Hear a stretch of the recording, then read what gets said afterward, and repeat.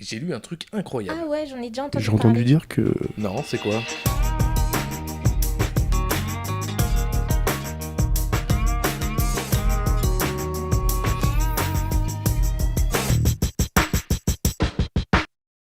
Mesdames, Messieurs, bonjour. Très heureux de vous retrouver pour cette nouvelle émission Politique à la ferme. Alors, ça y est, on sait qui est le président de la République, Emmanuel Macron. Mais savoir pour qui les agriculteurs ont voté, ben ça, on ne le sait pas encore. Mais on va essayer quand même de vous donner des informations. Et pour cela, j'accueille Jean-Marie Serroni, agroéconomiste. Bonjour, Jean-Marie. Bonjour. À vos côtés, Eddy Fougier, qui est politologue. Bonjour, Eddy. Bonjour. Alors, on va aller droit au but. Est-ce qu'on sait aujourd'hui pour qui les agriculteurs ont voté à l'élection présidentielle? Alors, quand on regarde les chiffres, effectivement, on ne voit pas les agriculteurs dans les enquêtes d'opinion parce qu'il y a 1 200 personnes qui sont interrogées et il n'y a pas assez d'agriculteurs. En revanche, il y a eu une enquête IFOP pour la FNSEA qui a été publiée fin mars qui disait en gros s'il devait y avoir un second tour Macron-Le Pen, Macron serait à peu près à 70 et Le Pen à 30. Donc on peut supposer que, un, les agriculteurs ont voté massivement et deux, qu'ils ont voté en faveur d'Emmanuel Macron. Il n'empêche qu'il y a quelques petits éléments, quelques petits indices qui laissent à penser que le vote en faveur de Marine Le Pen a été plus élevé. J'en vois au moins deux. Il y a une enquête aujourd'hui qui est parue sur le vote des catholiques et on sait très bien que c'est un élément important pour comprendre le vote des agriculteurs et on voit que 45% des catholiques ont voté en faveur de Marine Le Pen, ce qui est supérieur à la moyenne des Français. Et du côté des catholiques pratiquants réguliers, on est à plus 10 points par rapport à 2017. Autre élément, un indice aussi sur le vote des agriculteurs potentiels, c'est la poussée de Marine Le Pen assez spectaculaire en Bretagne. Elle a pris 9 points en Bretagne, donc région agricole par excellence, par rapport à 2017. Donc, en clair, les agriculteurs ont dû voter massivement en faveur d'Emmanuel Macron, majoritairement, mais malgré tout, Marine Le Pen a dû tirer son épingle du jeu, principalement grâce à l'attractivité du vote Zemmour au premier tour dans le monde agricole. Jean-Marie Serroni, vous Alors moi, confirmez? je ne suis pas du tout un spécialiste des questions électorales et politiques, comme est dit. Je suis juste en termes un peu de béotien. Je me pose la question, est-ce qu'il y a encore un vote spécifique agricole? Moi, je suis assez sceptique là-dessus. Les sondages qu'on a eus, Eddy, tu étais avec moi là au truc d'Agra où ils ont fait allusion à un sondage qui donnait des chiffres très curieux. Donc, comme la population est très petite aujourd'hui, on a du mal à la saisir. Et les sondages, je trouve qu'il y a des écarts qui sont extraordinairement importants d'un sondage à l'autre et qui sont beaucoup plus importants que des mouvements normaux euh, quand on mesure des changements d'opinion. Donc, je pense en fait on mesure quelque chose un peu au hasard, quoi. Et je me demande vraiment s'il y a un vote agricole. Euh, Par contre, je pense effectivement que par rapport au sondage que tu évoquais, les agriculteurs ont dû voter un peu moins que les chiffres annoncés quand Emmanuel Macron. Parce que quand on regarde l'évolution des voix de Marine Le Pen dans les zones rurales et dans les zones rurales agricoles, très agricoles, notamment dans l'Ouest, où il y avait justement un blocage catholique face à l'extrême droite qui n'existe plus du tout depuis un certain nombre d'années. Moi, je pense qu'ils ont voté un peu plus que les sondages le disent. Euh, Ceci dit, on le verra dans les analyses post-second tour, quand j'imagine les politologues vont analyser au niveau des communes et de regarder ce qui s'est passé, comparer les communes rurales peu agricoles avec les communes rurales très agricoles. Et quand on regarde le Massif central, c'est phénoménal la poussée de Marine Le Pen dans le Massif central. Mais attention, il ne faut pas faire d'erreur. Les agriculteurs dans le monde rural, ça représente peut-être 3-4%. Voilà. Et quand on regarde, il y a quelques pareil, des sondages entre les deux tours qui montrent que finalement, ceux qui ont voté, enfin, il y a une différence énorme, et ça on le voit, une différence énorme entre les villes et les campagnes. Donc les agriculteurs, ils sont forcément influencés par le monde dans lequel ils sont. Et puis il y a un effet générationnel assez majeur aussi, hein, qui est très impressionnant. Et sur les agriculteurs, on doit retrouver les mêmes effets, j'imagine. Alors, la coordination rurale a dit je ne donne pas de consigne de vote. La FNSEA, bon, certes, ils n'ont pas donné les consignes de vote, mais on a quand même l'impression que c'était plutôt orienté vers la PAC, vers l'Europe et vers Macron. Moi, ce qui m'a frappé, c'est que pour la première, me semble-t-il, hein, Eddy confirmera, il est plus pointu que moi là-dessus, mais je crois que c'est une des premières fois que les syndicats de salariés et la CGT, ce qui est vraiment rare, la CGT qui ne signe pratiquement pas d'accord interprofessionnel, la CGT et la CFDT ont signé un communiqué commun appelant explicitement à voter Emmanuel Macron et à faire barrage à Marine Le Pen. La FNSEA ne l'a pas fait. Christiane Lambert vendredi ou samedi a fait un assez long texte, assez équilibré, enfin assez équilibré au sens pas équilibré entre les deux candidats, assez équilibré sur les argumentations et qui clairement prenait position pour En Marche, enfin pour Emmanuel Macron, ça c'est clair, mais sans le dire. Elie Fougier. Effectivement, quand on regarde les différents syndicats, ils n'ont pas nécessairement donné de consignes explicites, si ce n'est pour le MODEF et la Confédération paysanne, le fait de voter contre Marine Le Pen. Donc, on voit à peu près ce que ça signifie. Et du côté de la FNSEA, le message de Christiane Lambert adressé à ses adhérents était relativement explicite, puisqu'elle défendait l'idée de l'Europe et elle a lancé un avertissement par rapport au risque de nationalisme. Donc, on voit à peu près à qui elle s'adressait. Et ce qui est assez intéressant aussi, c'est de voir, j'en ai parlé tout à l'heure, l'enquête d'opinion commandée et publiée sur le site de la FNSEA elle-même, qui montrait que Emmanuel Macron était, en tout cas au vu des résultats de cette enquête d'opinion, celui qui était le favori des agriculteurs. Ce qui est assez notable. Alors la FNSEA ne publie pas tout le temps ce type d'enquête. En 2016-2017, elle n'en avait pas publié. Elle en avait publié en 2011. Nicolas Sarkozy était alors le favori des agriculteurs. Donc c'est, je dirais, un double élément.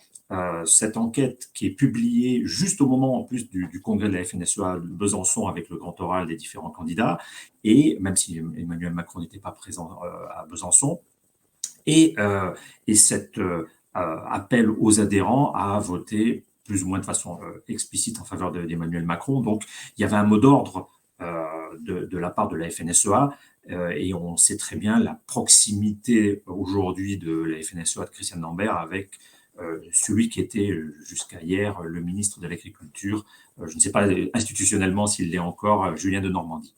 Ouais, c'est vrai qu'il y a Ceci étant, ce qui va aussi dans le sens Exactement. de ce Et que... on parle de Julien de Normandie pour un potentiel poste à Matignon. Nous allons voir ce qui va en advenir dans les jours. Ouais, pour aller mettre de l'eau au moulin d'Eddy, moi je crois qu'il y a deux phénomènes aussi qui laissent à penser ce vote Macron dominant. C'est que traditionnellement, le vote agricole était quand même beaucoup sur les Républicains, l'UMP, enfin cette famille politique qui s'est retrouvée à voter Emmanuel Macron et apparemment avec des reports de voix qui se sont bien passés, si on croit les commentaires que j'ai entendus hier soir dans cette famille politique. Le deuxième élément, c'est que ce qu'on entend aussi, c'est qu'un des socles du vote de Marine Le Pen, notamment dans les zones rurales, c'était les Gilets jaunes.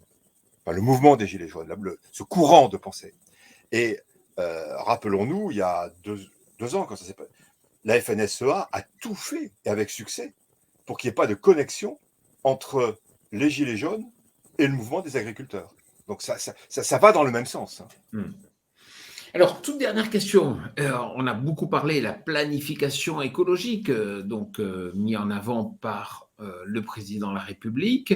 Les agriculteurs, ils doivent s'attendre à quoi, à votre avis, concrètement, en termes d'interaction entre planification écologique et agriculture?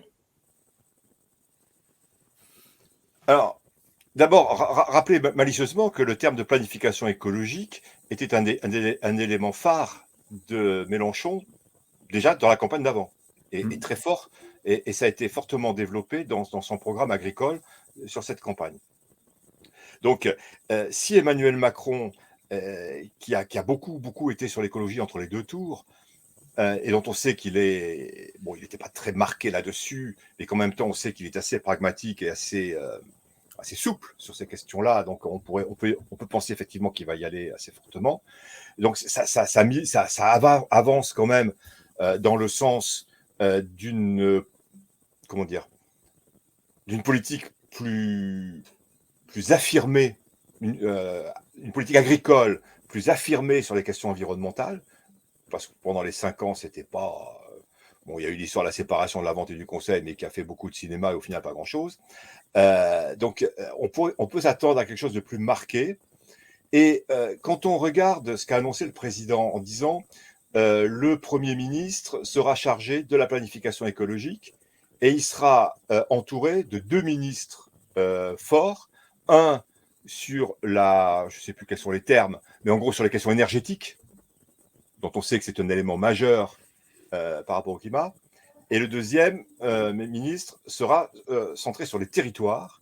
Et quand on lit, je relisais là tout à l'heure, avant qu'on ouvre l'antenne, le discours qu'il a fait à Marseille là-dessus, où il explique que ce ministre des Territoires, en gros, il y aura beaucoup de questions de mobilité, mais il met explicitement dedans l'alimentation avec, et d'autres éléments comme ça. Donc, dans l'alimentation, moi, je verrais très bien Julien de Normandie, ce vice-premier ministre chargé des territoires, intégrant l'agriculture, et le ministère de l'Agriculture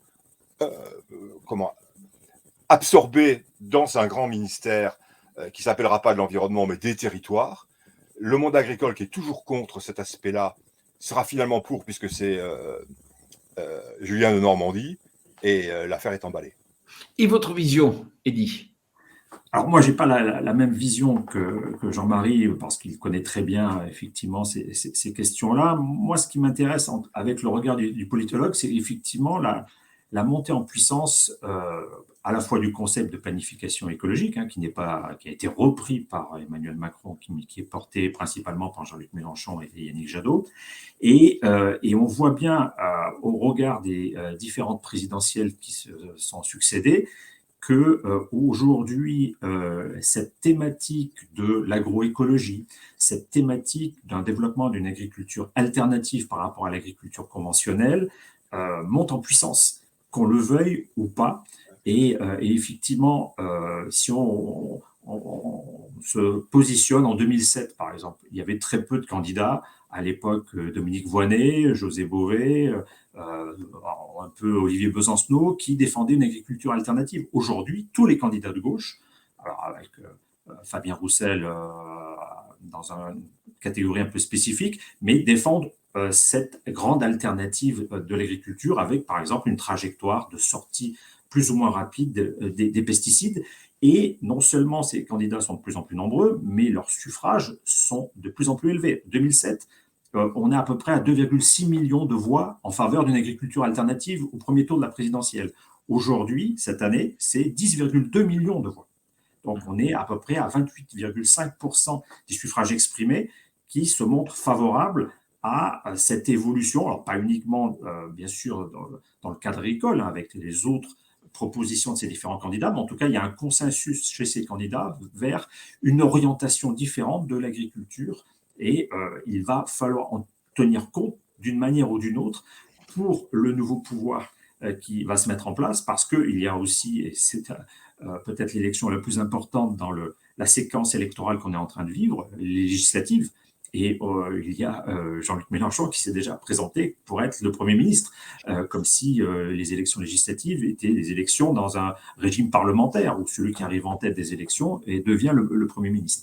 Donc tout ceci aujourd'hui est un élément à prendre en compte dans le monde agricole, parce que ça fait partie des scénarios envisageables, et il vaut mieux pas se réveiller après le deuxième tour des législatives en se disant Jean-Luc Mélenchon est au pouvoir dans la version hard, et peut-être on aura une planification écologique dans une version soft, avec une majorité qui ne sera pas celle LFI, et il va falloir s'y adapter sans aucun doute pour le monde agricole. Et en tout cas, on voit bien qu'une partie de la société pousse dans cette direction, une partie de la société civile, une partie des médias, aujourd'hui une partie de l'échiquier politique, et une partie des électeurs ont suivi cette orientation spécifique.